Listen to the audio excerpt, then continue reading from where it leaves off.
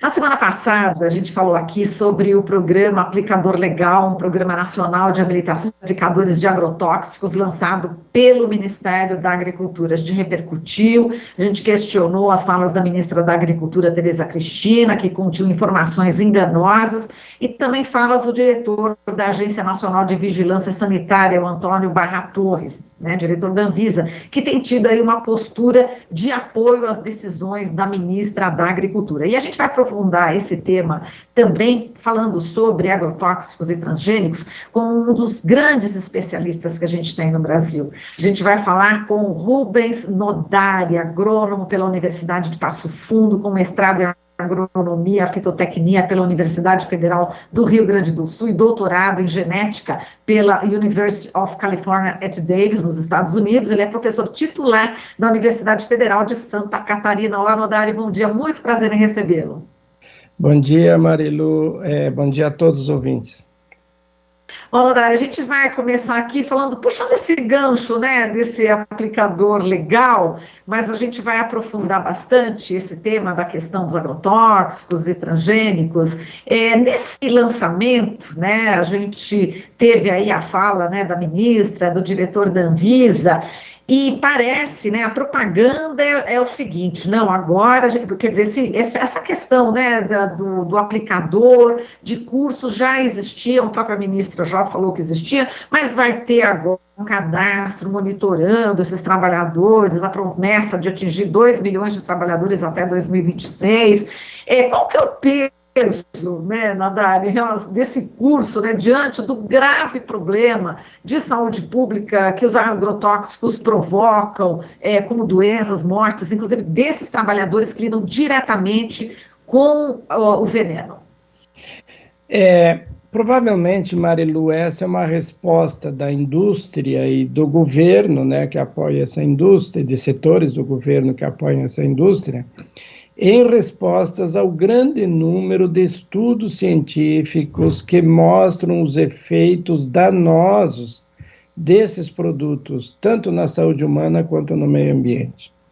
Eu só gostaria de lembrar um fato, eu li numa revista aqui do setor, de que há uns 4 anos atrás, de que aproximadamente 84% das mensagens nas redes sociais sobre agrotóxicos eram negativas, ou seja, que eles causavam dano. Então a indústria se preparou e, ao organizar cursos para aplicadores, ela transfere a culpa naquele que vai aplicar, ou seja, e não no produto em si.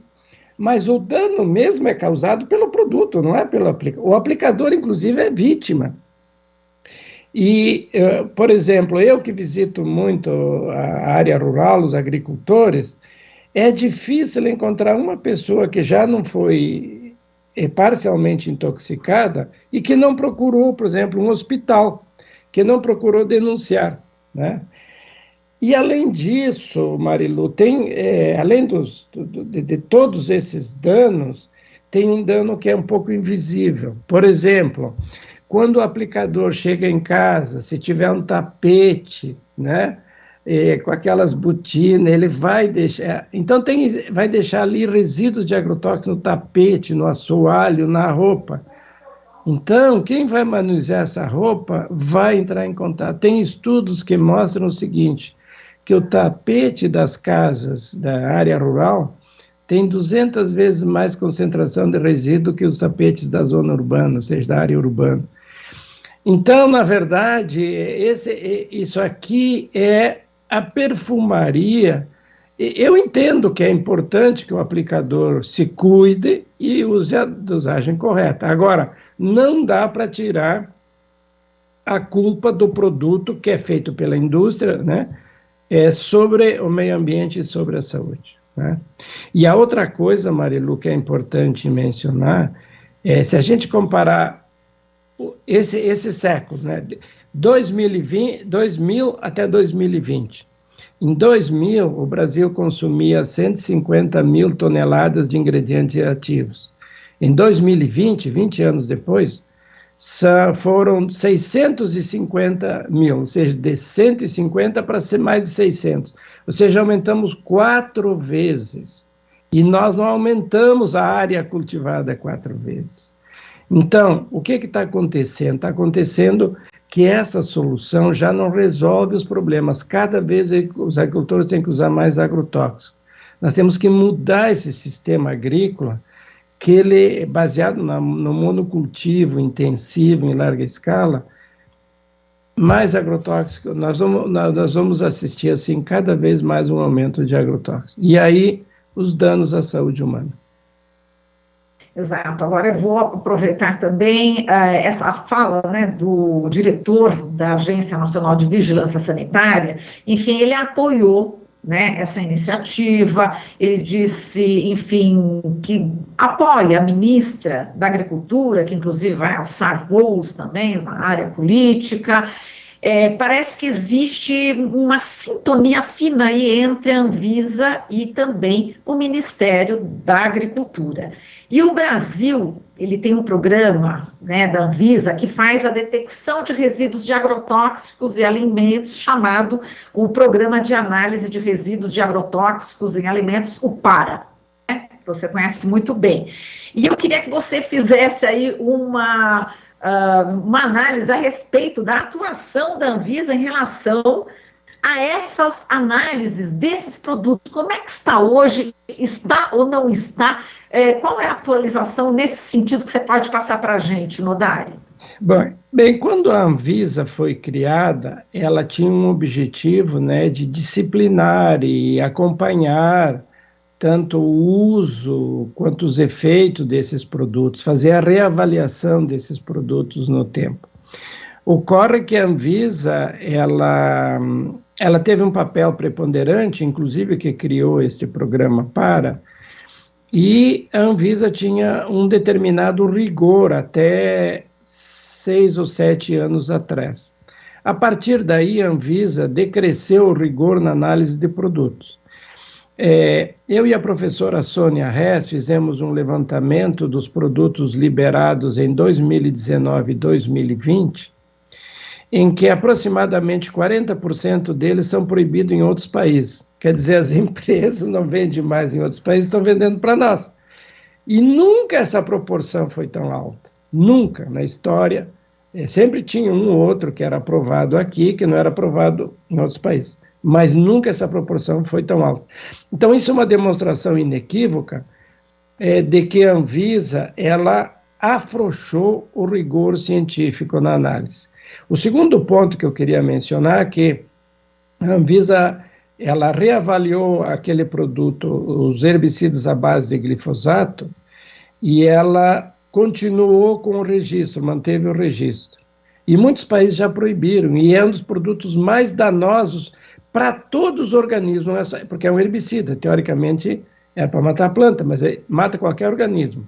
Então, e agora, por fim, a Anvisa entra numa área que ela não tem competência, ou seja, treinamento de pessoas, ou seja, ela está dando um apoio político que não é, o apoio que a Anvisa tem que dar é para ampliar ou requerer do governo maior rigor, ou seja, rever as suas normas, ser mais rigorosa na análise e aprovação, não naquele que vai aplicar, porque se você vai treinar um operador de máquina para aplicar bem o produto, mas seu produto já é proibido em outros países, quer dizer, não tem nexo isso, ou seja, se a Anvisa tivesse mantido o rigor científico na análise e vai treinar a pessoa, aí são medidas complementares. Mas ela libera hoje produtos que são assim terríveis do ponto de vista da saúde humana e ambiental, e aí vai treinar o cara e vem a público, né? E a maioria da população brasileira está sendo, de uma certa forma, enganada, né? Porque as pessoas de bem acreditam que aquilo é uma boa medida. Não é que ela seja uma má medida, mas nesse contexto de aprovar qualquer coisa, não tem o menor sentido. E, professor, em relação agora ao uso de agrotóxicos em produtos transgênicos, né? Enfim, que são de sementes transgênicas, qual que é essa relação? Existe o aumento do uso de agrotóxicos por conta dessa transgenia? Sim, existe, como eu mencionei anteriormente, nos últimos 20 anos, nós aumentamos 4 vezes, mais do que 4 vezes, a quantidade de agrotóxicos. Se a gente somar a área cultivada, vamos admitir que nós dobramos a área, né? Mas que seja isso. Então, nós teríamos que ter apenas dobrado, mas não, nós multiplicamos por 4. O que nós fizemos de novo nesse tempo no país? Adotamos variedades transgênicas na soja, no milho e principalmente no algodão. Tem um pouco de eucalipto e cana, mas em pequenas proporções. Mas vou considerar essas 3. A soja é responsável por aproximadamente 1/3 dos agrotóxicos no país. Então, ela é o carro-chefe, ou seja, o Brasil se orgulha de ser exportador de soja, o agronegócio está acumulando riqueza, mas nós estamos destruindo o meio ambiente e comprometendo a saúde das pessoas em paralelo, que não é levado em conta nessa contabilidade. Então, em larga escala, quem está contribuindo para esse aumento de agrotóxicos é a soja, tanto em novas áreas quanto em quantidade, como o milho e como o algodão.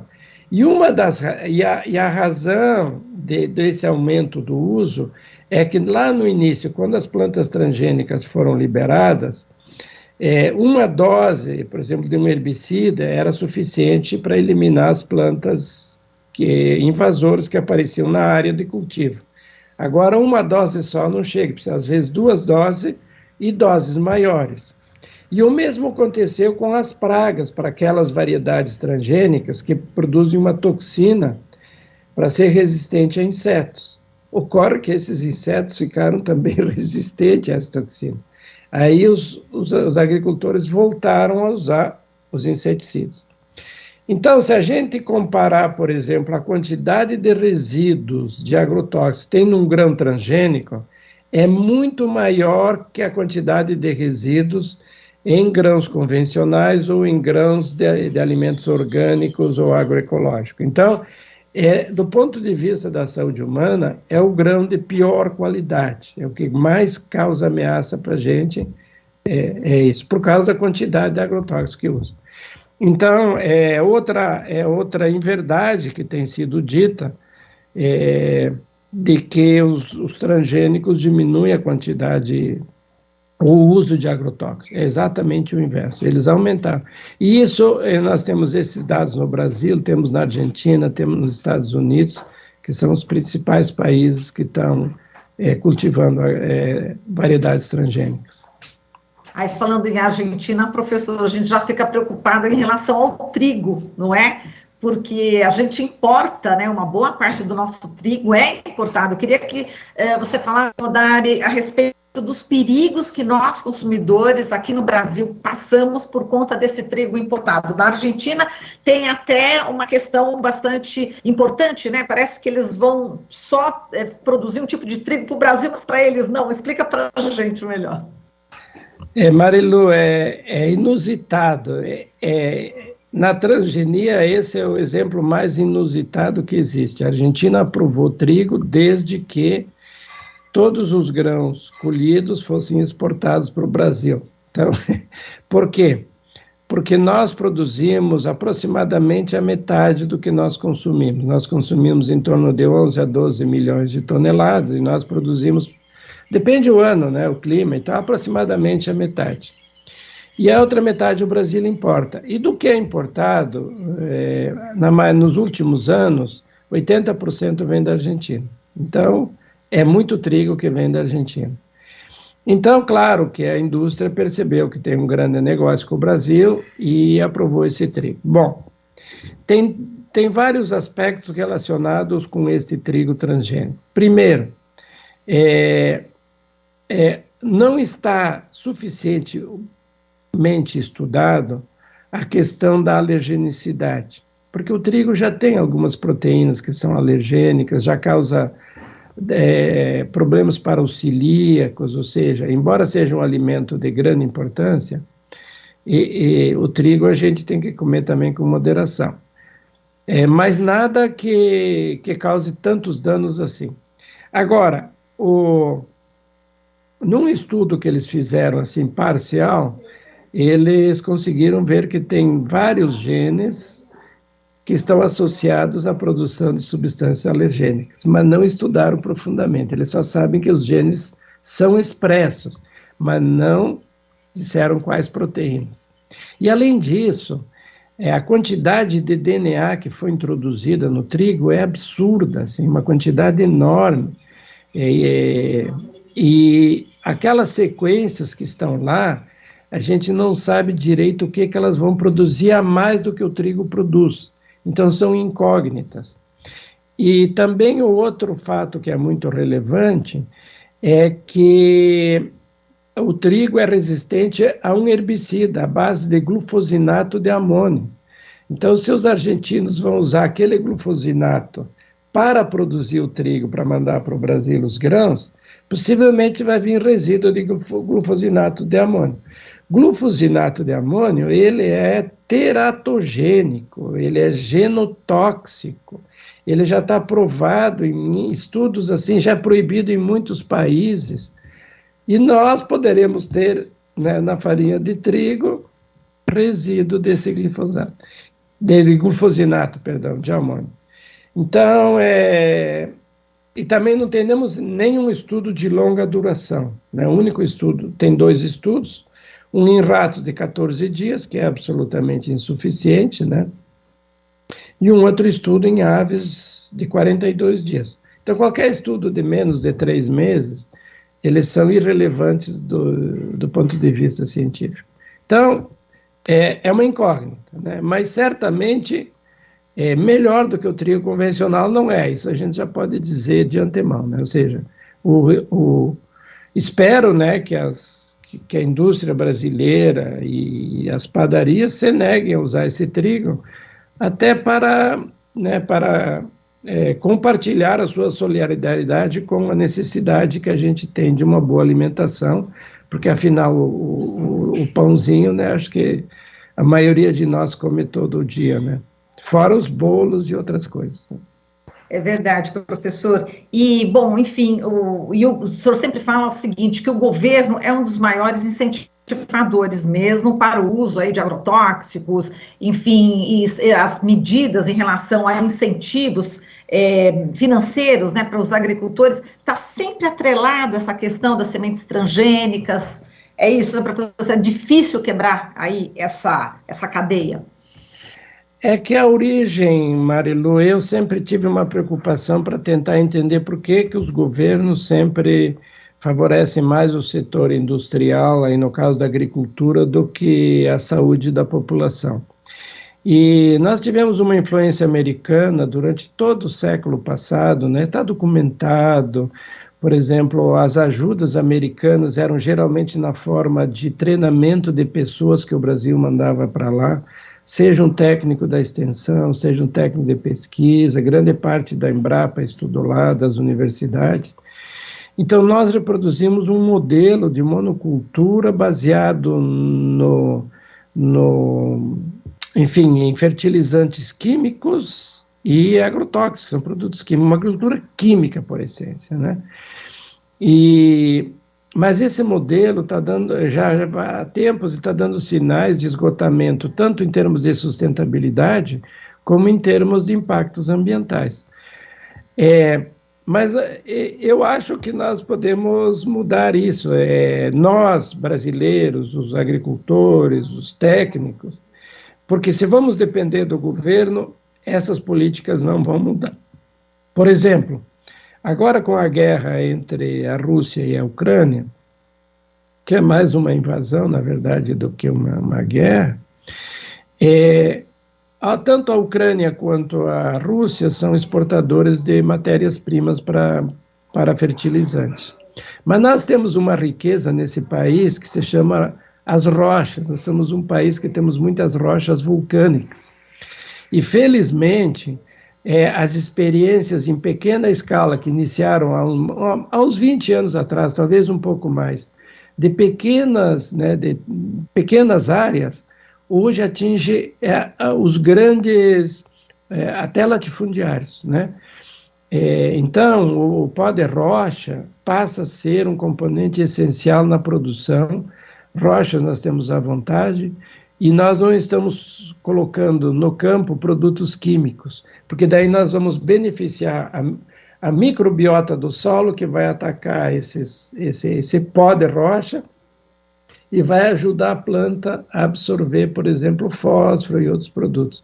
Ou seja, isso vai beneficiar a estrutura do solo, vai beneficiar a saúde do solo, vai evitar menos químico no solo, e quanto mais saúde tiver as plantas, menos agrotóxicos elas precisam.